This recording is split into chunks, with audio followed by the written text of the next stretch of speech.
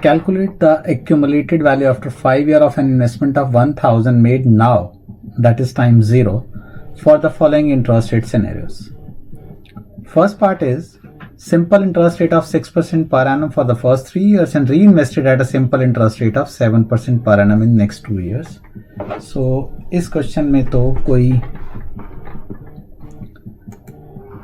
बहुत ही simple calculation है इसकी, तो हमें सिर्फ क्या करना है, ये फॉर्मूला एप्लीकेट करना है, C इंटू 1 प्लस जो भी I1 है कितने साल के लिए, 3 साल के लिए, इंटू 1 प्लस जो I2 है that is for next 2 years. तो ये फॉर्मूला लग के हमारा आंसर आ जाएगा.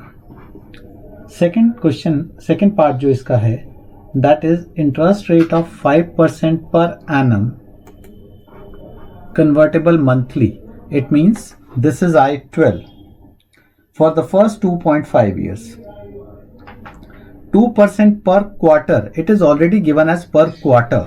It means it is not nominal, it is effective per quarter for next 1 year and at a force of interest of 8% per annum thereafter. और हमें 5 साल के बाद चाहिए. इस पूरे टाइम पीरियड को मैंने ब्रेक कर लिया 3 पार्ट्स में, 0 to 2.5.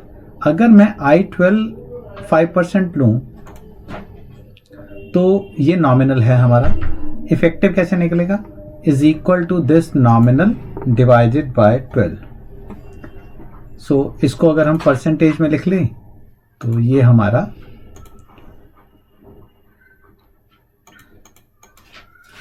0.417% हो गया. ये ऑलरेडी इफेक्टिव दिया हुआ है हमें, ये ऑलरेडी इफेक्टिव दिया हुआ है हमको.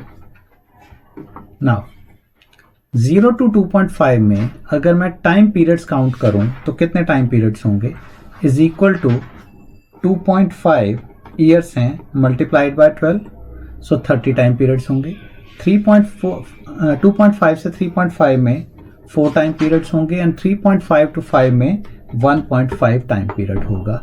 मैंने जो टाइम पीरियड्स यहाँ पर लिए हैं दैट इज बेस्ड ऑन कि कंपाउंडिंग उसकी मंथली है, हाफ ईयरली, क्वार्टरली है, जैसी भी है. जैसे अगर मंथली कंपाउंडिंग है तो 2.5 ईयर में 30 मंथ्स हो जाएंगे. अगर क्वार्टरली कंपाउंडिंग है तो 1 ईयर में 4 क्वार्टर्स हो जाएंगे. और क्योंकि डेल्टा तो कंटिन्यूस कंपाउंडिंग होता है तो इसमें हमने डायरेक्टली टाइम टू टाइम के बीच का गैप ले लिया है. नाउ एक्यूमुलेटेड वैल्यू अगर हमको चाहिए है तो एक्यूमुलेटेड वैल्यू के लिए हमें सिंपली क्या करना पड़ेगा, A is equal to C into 1 plus I raised power n अगर I दिया हुआ है, और A is equal to C e की पावर डेल्टा T अगर हमें डेल्टा दे रखा है. सो यहाँ पर हम फॉर्मूला लगाते हैं, is equal to principal multiplied by 1 plus effective rate of interest raise to power number of periods. इसको भी हम ब्रैकेट में लिख लेते हैं बिकॉज हमें इस फॉर्मूले को अभी आगे कंटिन्यू भी करना है. ये हमारा हो गया मल्टीप्लाइड बाय 1 प्लस इसका इफेक्टिव रेट ऑफ इंटरेस्ट 2% ही है, raise to power number of periods R 4 multiplied by e raise to power delta into 1.5. E लिखने के लिए हम EXP is for exponential of number is 8% multiplied by time period that is e raised to power delta multiplied by t.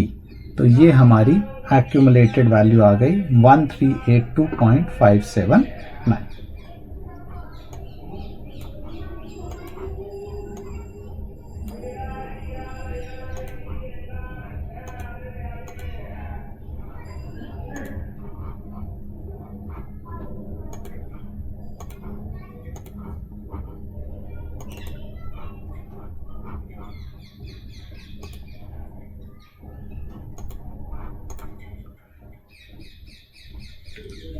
There is a possibility because हमने यहाँ पर effective rate of interest लिया है तो राउंडिंग डिफरेंस की वजह से answer में माइनर डिस्क्रिपेंसी आ सकती है. बिकॉज ये जो आंसर है ये कैलकुलेटर से कैलकुलेट किया गया है एंड एक्सेल से कैलकुलेशन में माइनर डिस्क्रिपेंसी आ सकती है. Because there is a possibility कि हमने जहाँ पर भी राउंडिंग की हो 5 डेसिमल प्लेस पे ली हो, बट एक्सेल जो है वो पूरी कैलकुलेशन डायरेक्टली करता है।